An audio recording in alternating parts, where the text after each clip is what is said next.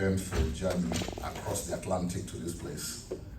Allow me to also mention that this is the longest I've traveled to come and make a presentation at a conference, but it is also where I have the thinnest audience, but I get that's a good thing, okay? So let me begin by saying that I have been involved in work in counter-terrorism, and that is what informed this particular study and this particular presentation. A few years ago, I got involved with the African Union Transition Mission in Somalia, and also the IGAD, the Intergovernmental Authority for Development. And we do a lot of work in terms of dealing with the problem of terrorism in the Horn of Africa. As we all know, Kenya and Somalia are the two countries that have been hit most by terrorism in the Horn of Africa. Now, traditionally, three strategies have been used to counter terrorism.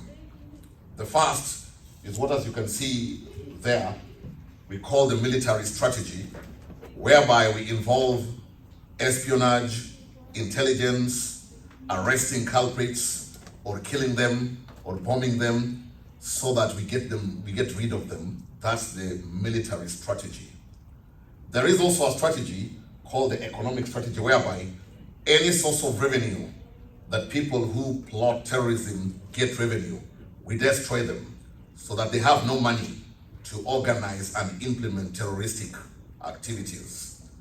The third is where we look to people that they look up to in high regard, like opinion leaders, religious leaders, political leaders, cultural leaders, because these are people with voices that these people can listen to. And then somewhere along the way, it was realized that there's actually another strategy that may be more powerful than those three, which is the media, communication, and advocacy strategy. That whenever terrorists want to strike, they will use the media, and they will use propaganda for indoctrination and popularization of their strategies. And so that is where people like us come in. How do we use the media as a platform for counter-terrorism? So that is what this presentation is going to be all about. I'm quoting somebody who is not really a scholar, but a politician. And I'm one of those who have said popularly that as scholars, we need to consider information that comes from anybody who has valuable information to give, not just a scholar.